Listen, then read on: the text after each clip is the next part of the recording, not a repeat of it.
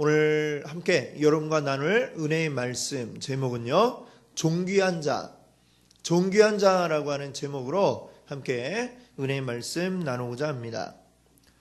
요즘 보니까 사람들이 수저 이야기를 많이 하더라고요.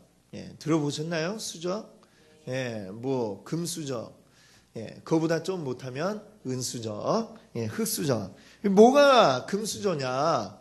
뭐 옛날에 뭐 그런 말이 있잖아요. 사람 다 자기 태어날 때 자기 거 물고 태어난다 그러는데, 어떤 사람은 금수저를 물고 태어나고, 또 어떤 사람은 은수저 물고 태어나고, 그것도 아닌 사람은 흙수저 빨고 태어난다, 뭐 이런 얘기죠. 그러니까 이를테면 이 자기의 부모의 경제적인 수준을 가지고 이렇게 레벨을 나누게 되는 것입니다. 자, 근데 왜 이렇게 부모만 문제냐? 그러면서 이제는 부모님들이 뿔이 나가지고, 이제는 자녀들도 이렇게 나눈다고 그래요. 뭐 박지성이나 김연아처럼 참이 어려운 환경을 극복하고 세계적인 인물이 되어서 또 거기다 돈도 팍팍 벌어오는 이런 자녀, 이런 자녀는 금자녀 이렇게 얘기를 하고, 뭐 그 정도까지는 안 되어도 열심히 해가지고 좀 막 나름대로 성공하고 이런 사람들은 은자녀, 뭐 이것도 저것도 아니면 흑자녀, 뭐 이렇게 얘기를 한다고 합니다. 참 뭐 들으면 처음에는 재밌다 뭐 이렇게 이야기할 수도 있을 것 같아요. 뭐 금수저, 은수저, 누군가는 이렇게 아마 처음에 우스갯소리로 재미로 이런 말을 시작했을 것 같습니다. 자, 근데 이런 말들을 계속해서 쓰다 보니까 이제는 우리 사회에 하나의 어떤 사회 현상으로 자리 잡혀가고 있습니다. 자, 물론 우리가 한 번쯤은 이런 생각을 해보죠. 우리 부모님이 좀 잘 살았더라면 얼마나 좋았을까. 우리 아빠가 이건희였으면 얼마나 좋았을까. 뭐 이런 생각 여러분도 해보셨습니까? 아니요, 저만 해봤나요? 네, 한 번씩은 해보잖아요, 그렇죠? 자, 물론 근데 이런 생각은 그냥 지나가다가 한 번, 두 번 할 수 있는 생각이지, 이 생각이 계속해서 우리 가운데 있게 되면 나중에는 이 생각이 어떻게 되느냐? 야, 내가 지금 이 모양 이 꼴인 게 다 우리 아버지 때문이다, 우리 어머니 때문이다, 이런 생각으로 옮겨가게 되어진다는 것이죠. 한 번의 우스갯소리로 끝나야 할 수저 이야기가 마침내는 이제는 뭐라고 이야기를 합니까? 수저 계급론이라고 이야기를 합니다. 더불어 거기에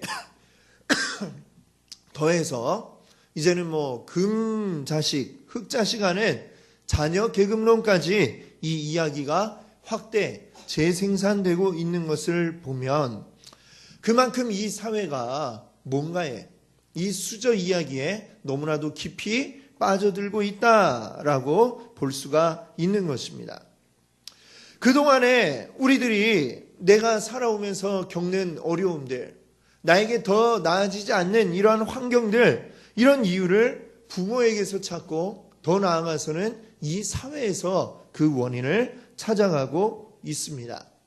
물론 아예 관련이 없지는 않겠죠. 어느 정도 연관은 있겠습니다만, 그러나 내가 더 나은 사람이 되지 못하고 내가 더 나은 환경에 살지 못하는 이유, 내가 존귀한 자가 될 수 없는 이유가 온전히 나의 부모에게만 있는 것은 아니라는 것을 우리는 다 잘 알고 있습니다.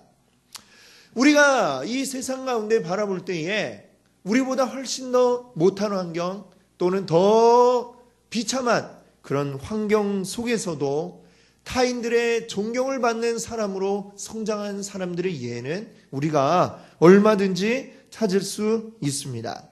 우리 성경 가운데도 보면 그러한 인물들이 너무나도 많이 나오고 있는데, 이 다윗도 보면 그러한 경우라고 우리가 말할 수 있을 것 같습니다.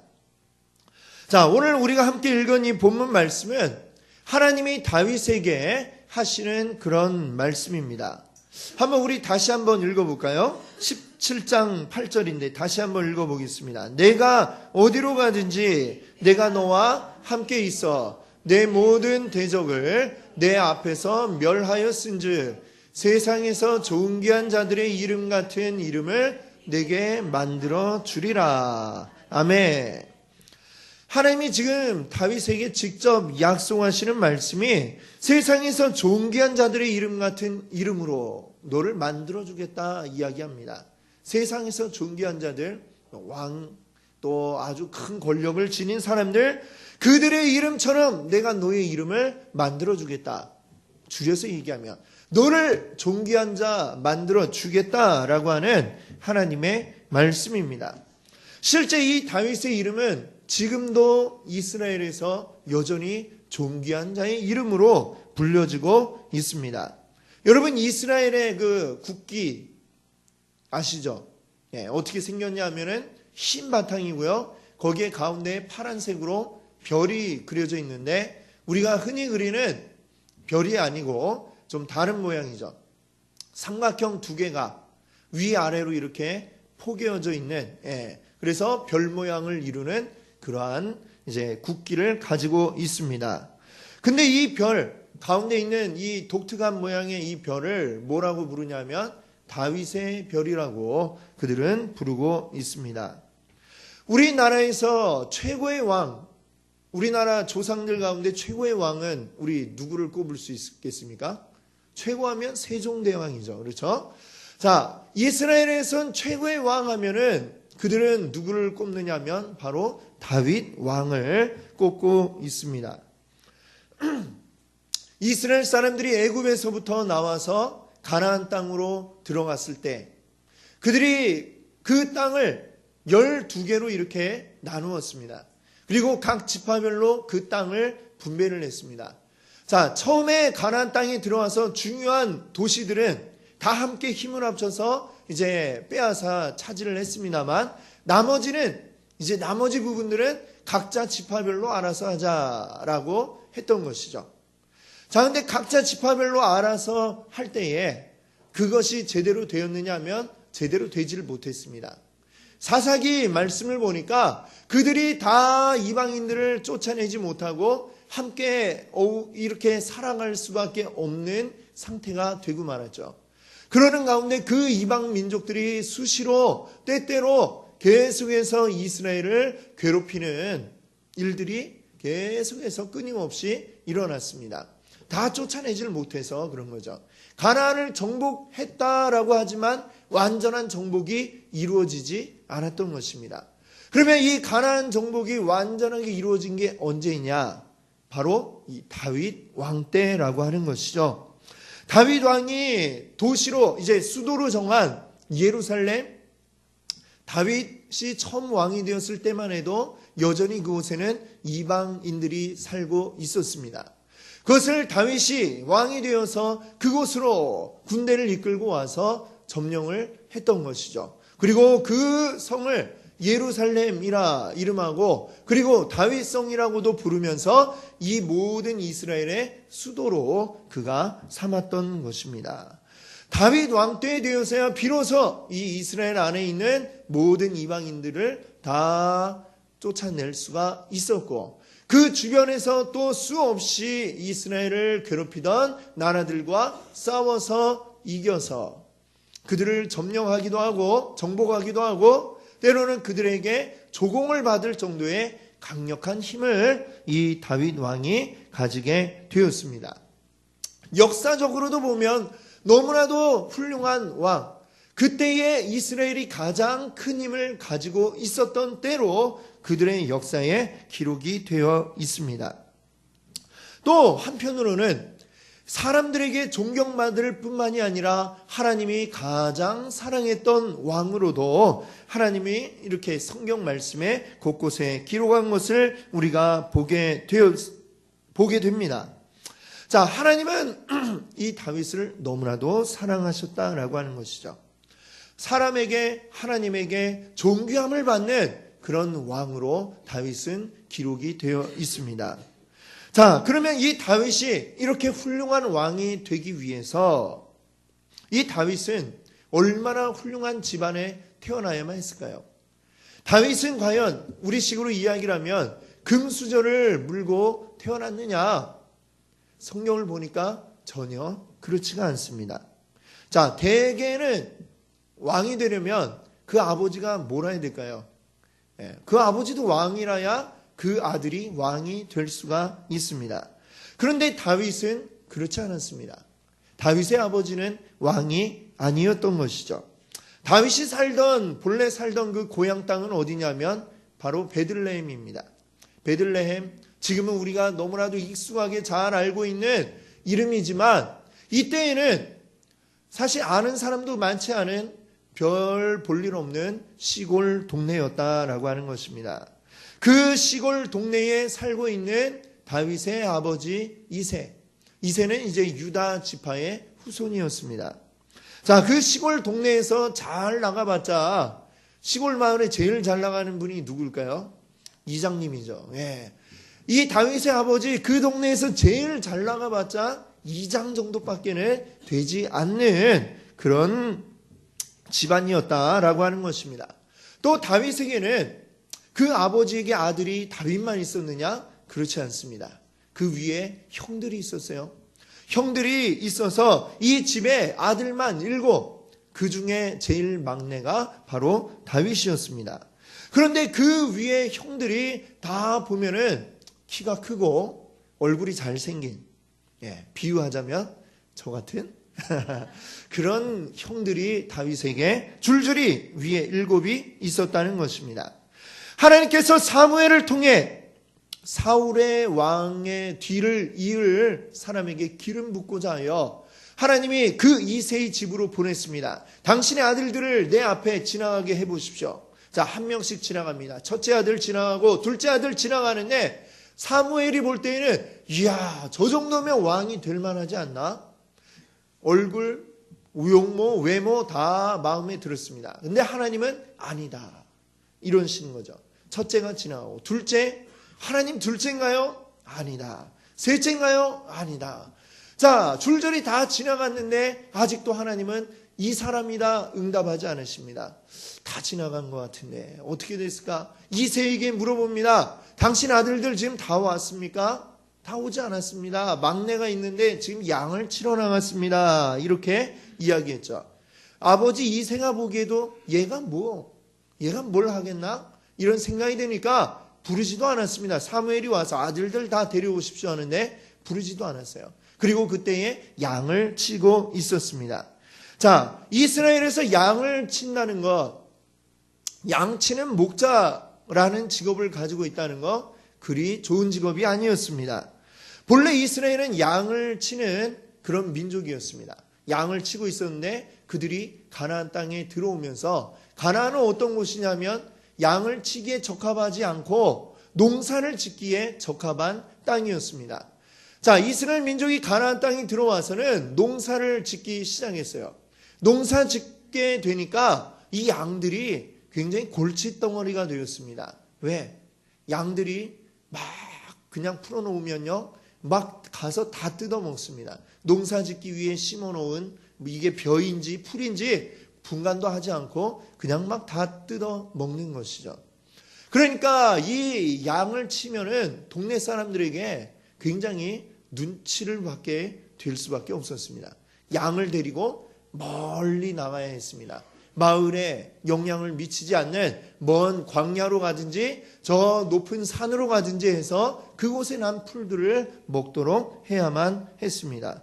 그래서 이 양치는 사람들은 다른 동네 사람들에게 무시를 당하는 그런 일들이 많이 있었습니다.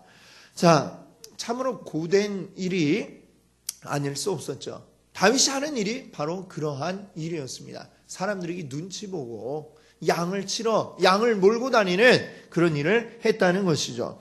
자, 그런데 하나님이 굳이 그 다윗, 지금 양을 치러 나가서 있지도 않은 그 다윗을 이 시골 동네까지 사무엘을 오게 하셔서 그를 불러다가 기름 붓게 하시고 왕이 되도록 하셨다라는 것이죠. 전혀 왕이 될 수 있는 아무 조건도 갖추지 못한 다윗이었습니다. 그 왕이라고 하는 것은 꿈도 꿔보지 못한 다윗이었는데 그를 하나님께서 선택하셔서 왕으로 만들어 주신 것입니다.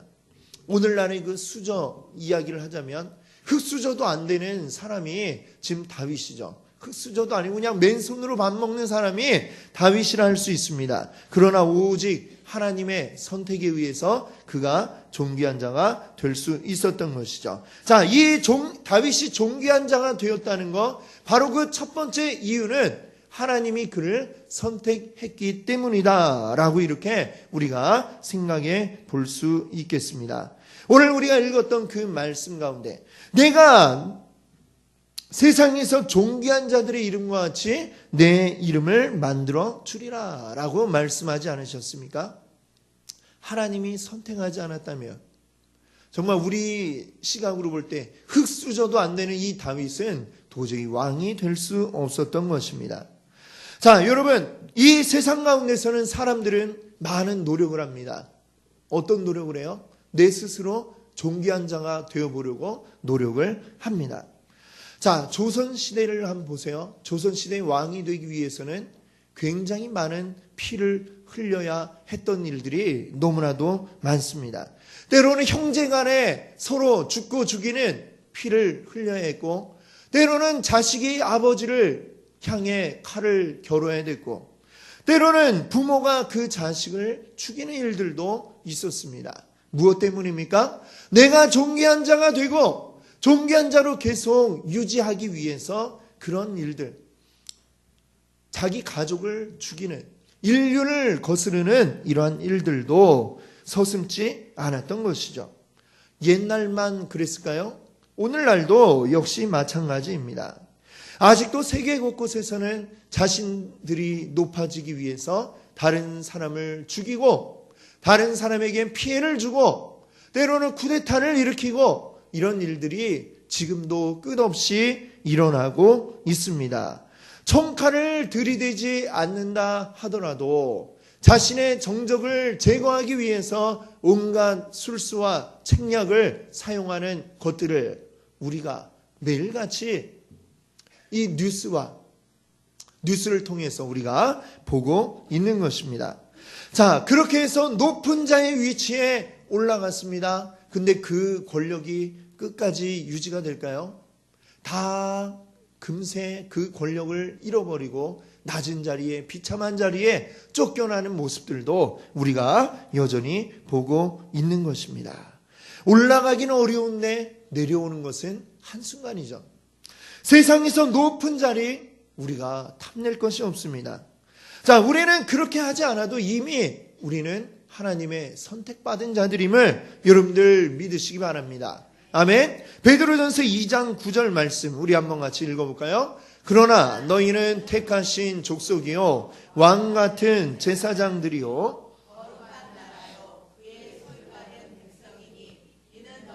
어두운 데서 불러내어 그의 기이한 빛에 들어가게 하시니에 아름다운 덕을 선포하게 하려 하심이라. 아멘.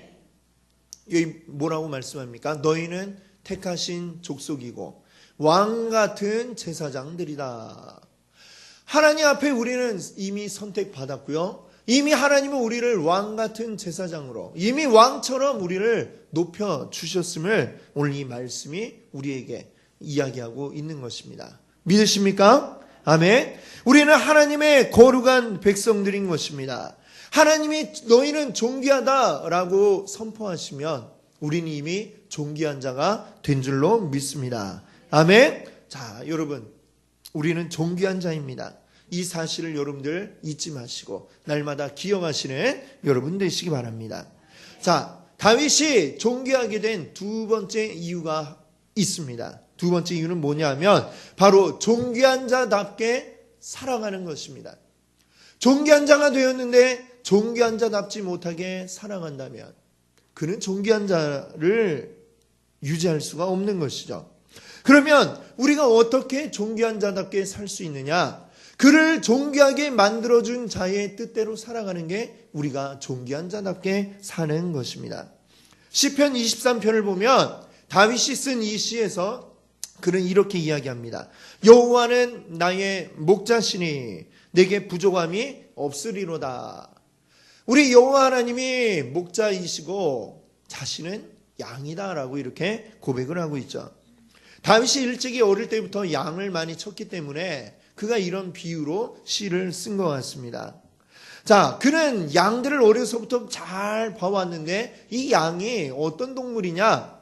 양이 가지고 있는 특징, 우리가 잘 모르는 특징이 하나 있습니다. 그건 뭐냐? 양은요, 눈이 안 좋아요. 시력이 나쁩니다. 근데 그렇다고 양에게 안경 씌워줄 수도 없잖아요. 이 양들이 눈이 안 좋으니까 어떻게 옮겨 다닙니까? 이동할 때에 양들이 따닥따닥 붙어갖고 그렇게 이동을 하죠. 그런 거 TV에서 보셨죠? 앞양에 거의 엉덩이에 얼굴을 붙이다시피 해갖고 이동을 합니다. 왜? 멀리 떨어지면 앞에 양이 어디 갔는지 안 보이기 때문에 그렇다는 것이죠. 자, 그래서 이 양들이 만약에 무리해서 떨어져가지고 혼자 되었다. 그러면 이 양들은 어디로 가야 될지를 모릅니다. 어디로 가야 되는지, 이게 좋은 길인지 나쁜 길인지 알지 못해서 그냥 막 지 마음대로 가다 보면은 막 낭떠러지 가서 떨어질 위험에 처하기도 하고, 혼자 그냥 사자굴로 걸어 들어가기도 하고, 이런 일들이 생겨날 수밖에 없다는 것이죠. 그래서 이 양에게는 반드시 목자가 필요한 것이죠. 목자 앞에서 이리로 가자! 이 양떼를 이끌면 그 목자를 따라서 한 걸음 한 걸음 나아가면서, 그러다 보면 목자가 예비해 놓은 좋은 풀밭에 가고, 그리고 맑은 시냇물가로 가서 먹고 마실 수가 있게 된다는 것이죠. 다윗이 이것을 고백한 것입니다. 내가 양입니다. 이것은 나는 단 한 걸음도 우리 목자이신 하나님의 뜻이 아니고는 움직일 수가 없는 사람입니다. 라고 이렇게 이야기하고 있는 것입니다. 그 실제로 다윗은 매 순간순간 하나님 앞에 기도해서 하나님 이것을 어떻게 해야 될까요? 물어보고 그대로 행했던 사람입니다. 자, 한번 우리 성경 말씀 사무엘하 한번 찾아볼까요? 여러분 조금 더 앞으로 넘기시면 사무엘하 5장 말씀 한번 보겠습니다. 사무엘하 5장이에요.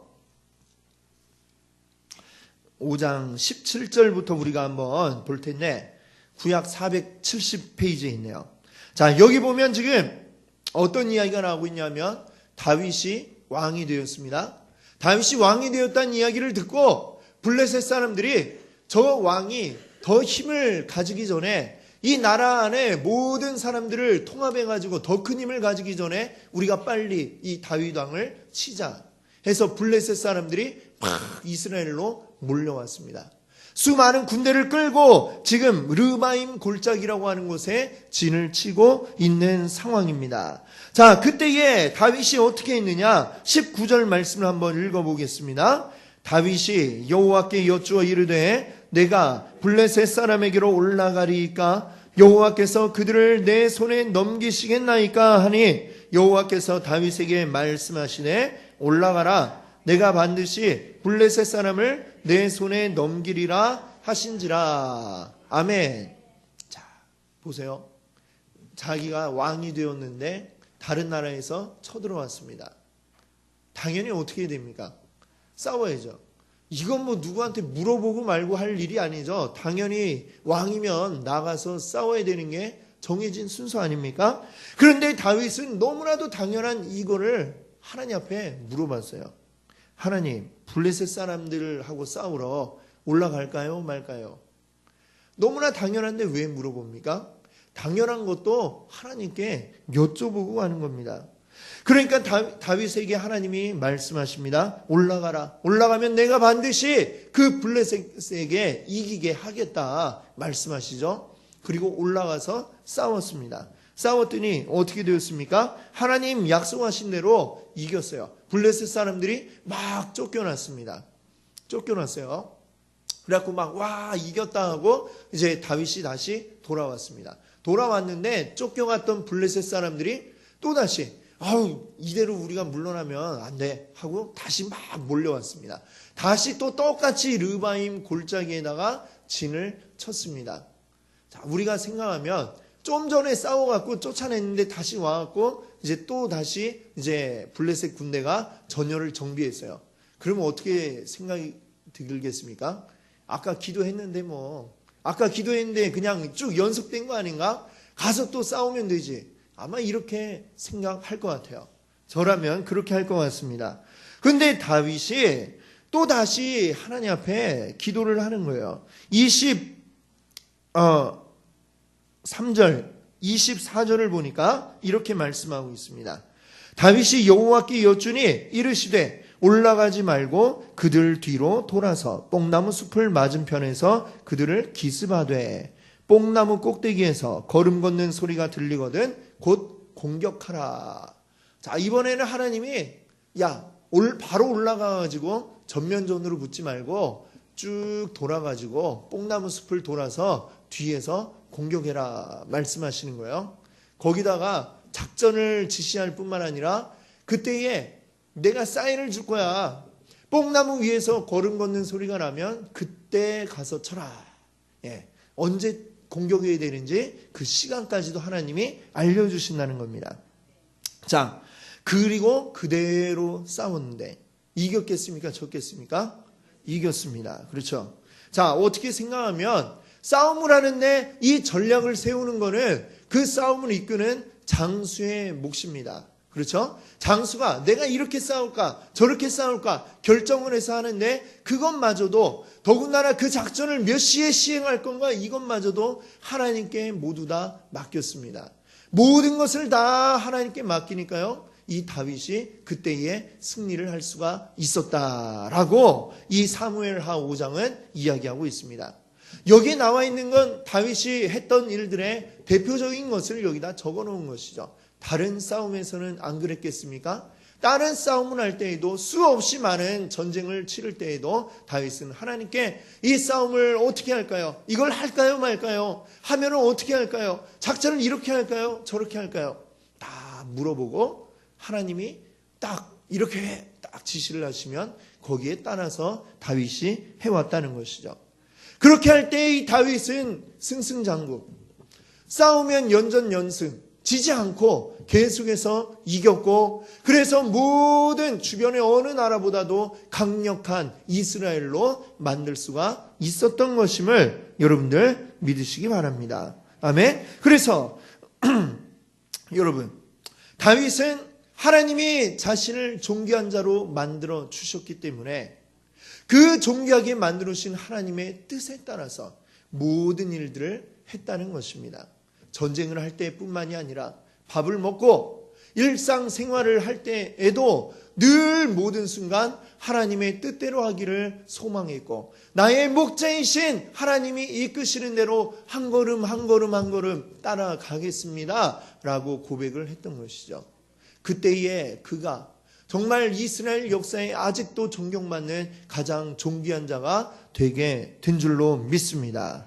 아멘. 오늘 다윗이 존귀한 자가 될 수 있었던 두 가지 이유를 우리가 살펴보았습니다. 첫 번째는 뭡니까? 하나님이 선택하셔야 한다는 것입니다. 두 번째는 존귀한 자답게 살아야 한다는 것입니다. 자, 이미 우리는 둘 중에 하나는 이미 되었습니다. 그렇죠? 뭐가 되었어요? 하나님이 이미 여러분을 선택하셨잖아요. 하나님이 이미 여러분 선택하셔서 여러분이 오늘 이 시간 이 자리에서 함께 예배하고 있는 줄 믿습니다. 아멘. 그러면 우리에게 필요한 건 이제 뭐예요? 두 번째가 뭐라고 그랬어요? 존귀한 자답게 살기. 존귀한 자답게 산다는 건 우리를 존귀하게 만드신 하나님의 뜻대로 산다는 것입니다. 그런데 이 다윗의 이야기를 보니까 너무 답답하지 않나? 뭐 이런 생각을 하실지도 모르겠습니다. 어떻게 그냥 모든 걸 하나하나 일일이 그걸 코치를 받고 삽니까? 너무 답답하지 않습니까? 이렇게 이야기할지도 모르겠습니다. 그러나 우리가 기억해야 할 것이 있습니다. 이 하나님은 이 세상 모든 것을 지으신 분이시고 이 세상 모든 만물이 이루어져 나가는 그 원리를 알고 계신 분이십니다. 이 세상의 어떤 지혜도 하나님의 지혜를 쫓아갈 수가 없습니다. 그러면 우리가 하나님께 물어보고 그 코치를 받아서 우리가 행동하는 게 당연하지 않겠습니까? 여러분, 미국의 최고 부자 순위를 꼽으면은 언제나 5손가락 안에 드는 사람이 있습니다. 바로 워렌 버핏이죠. 워렌 버핏. 그는 투자가입니다. 회사를 딱 지켜보다가 이 회사에 투자하면 나중에 엄청나게 성장을 하겠다라고 생각이 되는 그 회사에다가 투자를 합니다. 그리고 10년, 20년이 흐르면은 그 회사가 엄청나게 커 있고 그 회사가 큰 만큼 이 사람도 어마어마한 돈을 벌게 되는 것이죠. 자, 그렇게 해서 미국의 손꼽히는 부자가 되었는데 특이한 것은 이 워렌 버핏이요. 매년 자기와 점심을 먹을 수 있는 그 권리를 경매에 내놓습니다. 사람들이 그 사람과 점심 한 끼 먹기 위해서 경매에 이제 입찰을 하는 거예요. 근데 올해에 워렌 버핏과 점심 한 끼 먹기 위해서 이제 그 낙찰을 받은 사람이 얼마의 돈을 들였느냐 하면 자그마치 26억 원. 예, 26억 원. 뭐 점심 그것도 그 사람과 그냥 먹기 위해서 단 1시간 만나서 점심 먹으면서 이야기 나누고 싶어서 26억 원을 투자를 했다는 것입니다. 왜? 그는 이 세상에 어떤 것들이 지금 뜨게 되고 어떤 것이 망하고 어떻게 투자를 해야 될지 너무나 잘 알고 있는 사람이기 때문에 그 사람의 그 지혜를 듣기 위해서 26억 원을 아끼지 않고 그와 점심 한 끼 먹기 위해서 투자를 하는 것이죠. 이 세상에 잘 나가는 사람들과 밥 한 번 먹으려고 해도 이렇게 어마어마한 돈을 들이지 않고는 그 사람과 만날 기회도 우리는 얻을 수가 없는 것입니다.